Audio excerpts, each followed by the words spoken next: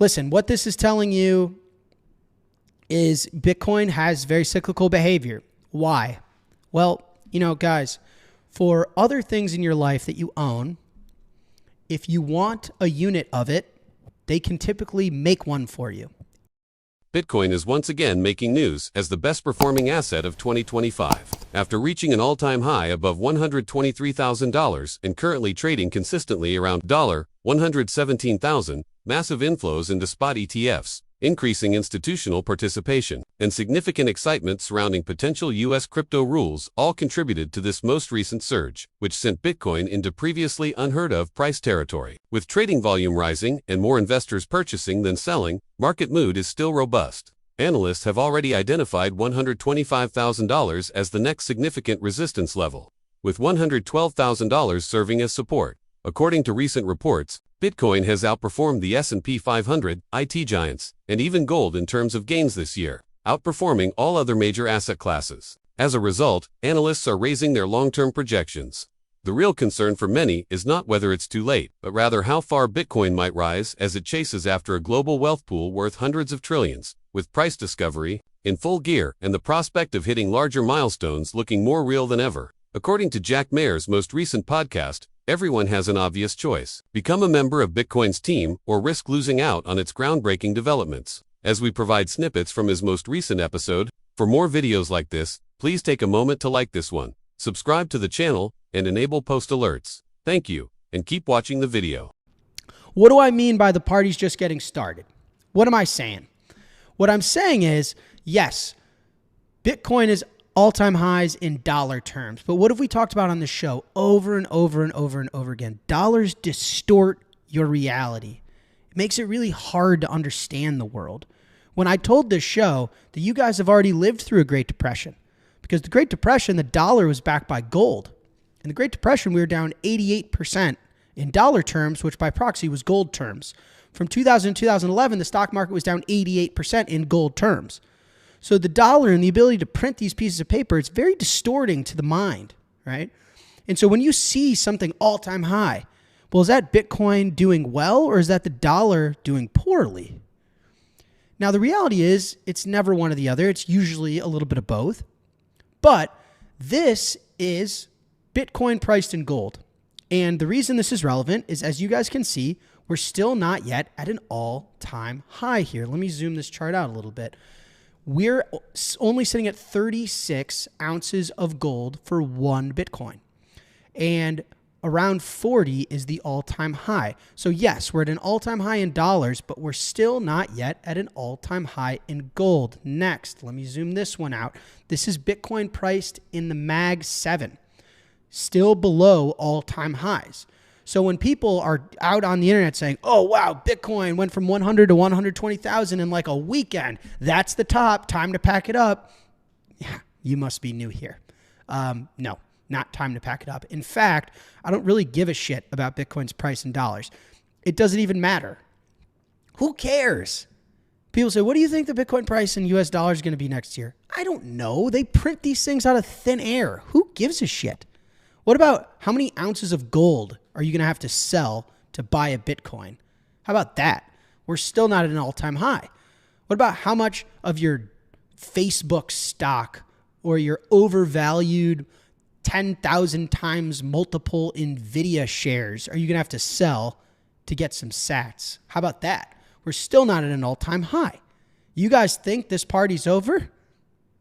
Most of the party hasn't even shown up yet. We're the first to arrive.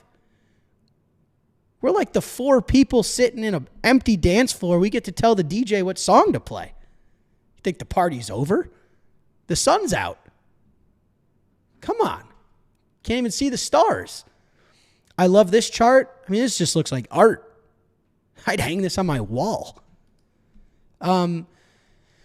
Listen, what this is telling you is Bitcoin has very cyclical behavior. Why? Well, guys, for other things in your life that you own, if you want a unit of it, they can typically make one for you. If you want a McDonald's cheeseburger and a large fry and a Coke, they can make it for you. If you want an iPhone, They can make it for you. You want a Tesla? Elon can make it for you. Do you want a new penthouse? Because real estate is really scarce. Well, not that scarce. If Ken Griffin gives them enough money, they're going to build another floor on whatever building he wants and make him a penthouse. Now, Bitcoin is the only thing in the world where another unit cannot be made no matter the demand. I don't care how much demand. I don't care who has the demand. Doesn't matter who you are, where you are, how you are. There's none left for you. You have to get your units out of the market. Out of the market. You have to get it from the people that already have it. And so the reason Bitcoin goes through cyclical behavior is if someone says, I have $1 billion worth of demand.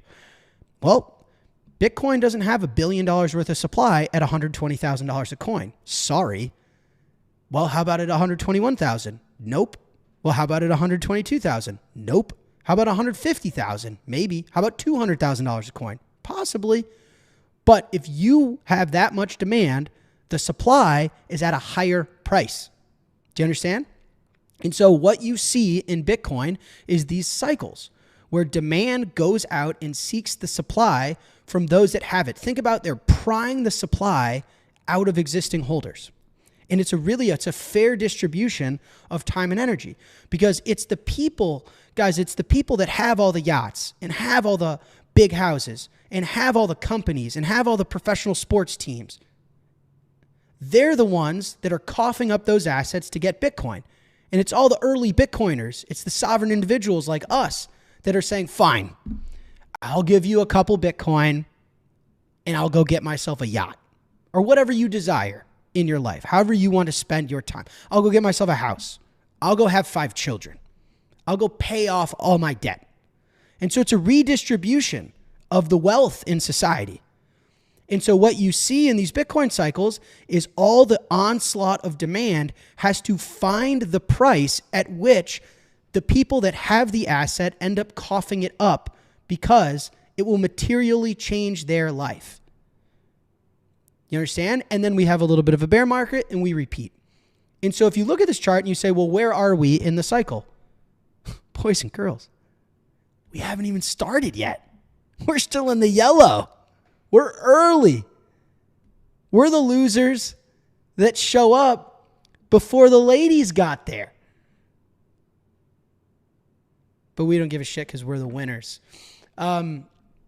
Because Bitcoin is made to withstand manipulation and control, attempts to restrict or regulate its price frequently result in larger price swings. Since the dollar may be manufactured in infinite quantities, it is unclear whether prices are actually rising, making it difficult to determine Bitcoin's true value when measured solely in dollars. When compared to gold or other stocks, Bitcoin isn't at its highest point ever. And the reason behind this is that because there is a limited supply, buyers compete with existing coin owners for them.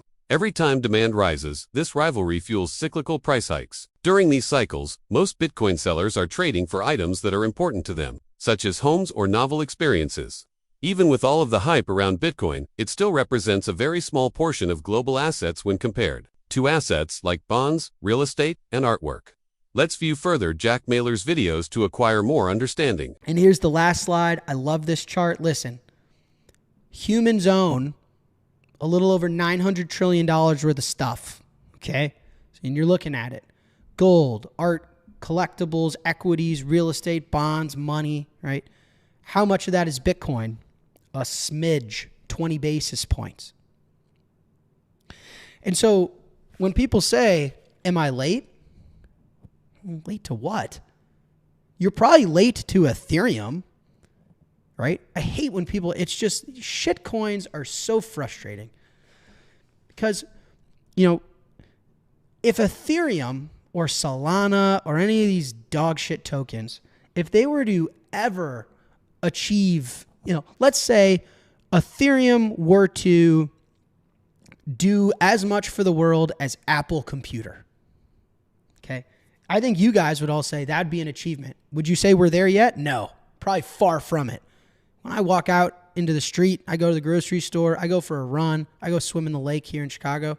I've never, ever met someone that uses Ethereum, like uses it, doesn't speculate on it, uses it ever. So let's say the equivalent of influence Ethereum has reaches Apple computers, Steve Jobs, the iPhone. Okay, Apple's market capitalization is $3 trillion. It would be a dot on this graphic, just like Bitcoin is. In other words, it wouldn't mean anything to humanity in broad scale terms. Bitcoin is money. It's trying to recapitalize us all on something that's fair. Do you understand that Bitcoin, looking at this chart, about half of these things we use as a savings account. Half the real estate owned in the world, people aren't consuming to live in it. They're owning it to save in it.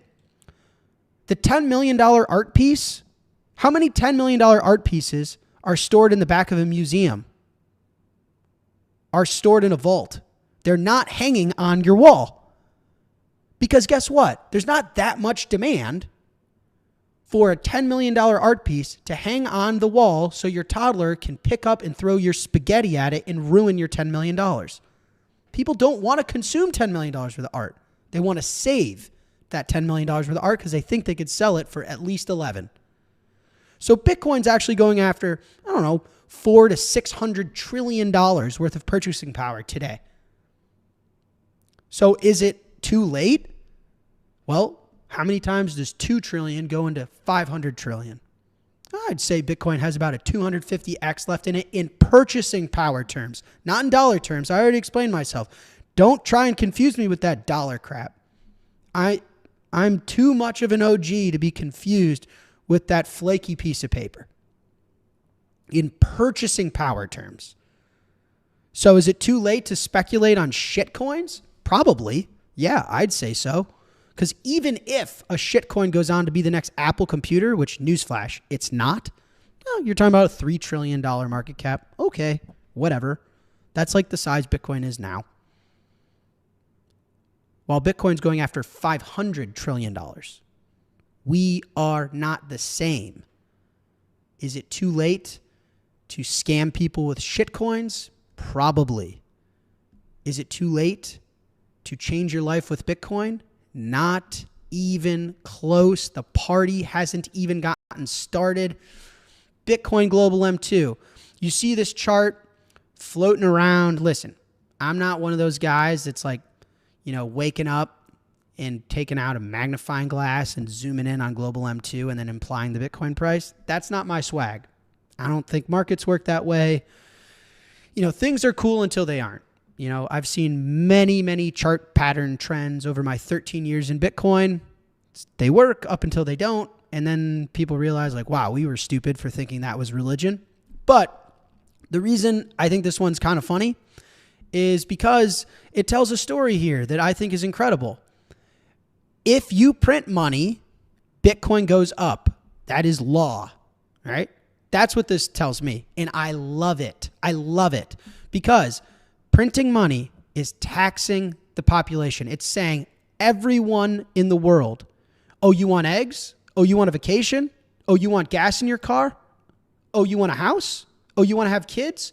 You're going to have to work more hours. You're going to have to sacrifice more. You're going to have to go through more pain because of the money we print. And there was never an equitable solution available to everybody.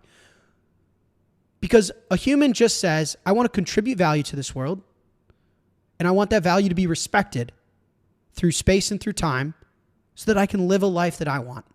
That's all a normal person wants. And Bitcoin is our solution now. And what this chart tells me is, go ahead, print all the money you want. You print the money, I make it on the back half with Bitcoin. Go ahead, because guess what now? Guys, you see this tan?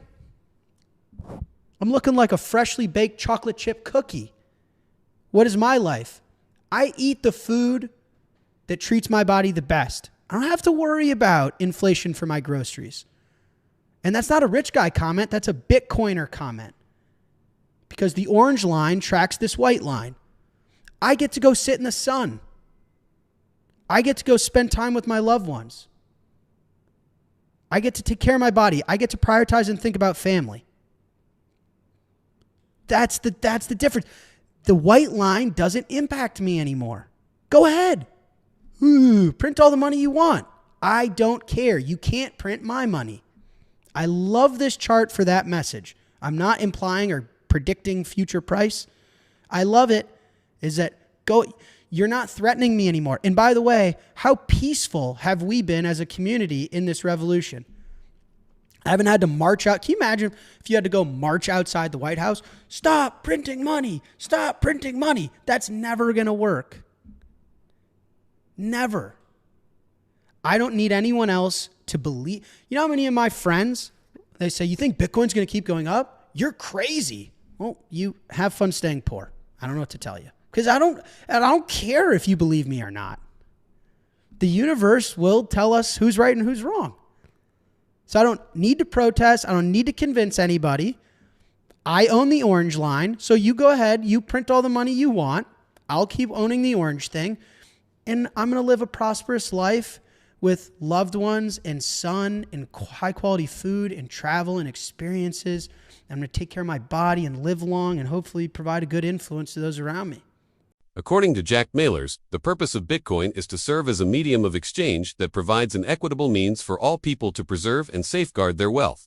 He notes that rather than using assets like pricey art and real estate on a daily basis, people frequently use them as a means of storing value. Since the value of money can fluctuate greatly when more is printed, he believes that it is illogical to measure everything in dollars. He makes the argument that a cryptocurrency would still be unable to equal Bitcoin's potential reach, even if it were to somehow match the valuation of corporations like Apple. According to Jack Mallers, the price of Bitcoin often rises anytime more currency is issued. According to him, this implies that Bitcoin remains stable for individuals who own it and utilize it for savings, even as inflation drives rising prices and demands more labor simply to keep up. He claims that, in contrast to earlier times, common people can now save money by using something that has lasting worth, which was never possible on this scale. He thinks that everybody can gain from it, and he frequently makes jokes about how using Bitcoin to shield himself from price increases has enhanced his own quality of life and even his eating habits. He contends that owning Bitcoin is no longer only a dangerous gamble and that conventional portfolios consisting primarily of stocks and bonds are out of date.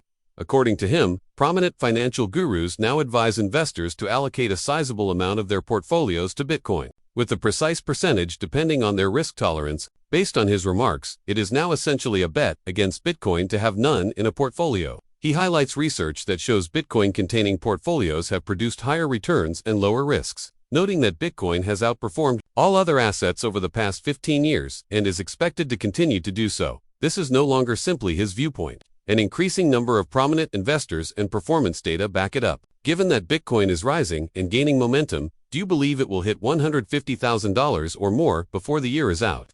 Kindly share your opinions in the comments section below. Press the like button with your thumbs to share this video. I appreciate you watching. Remember to subscribe.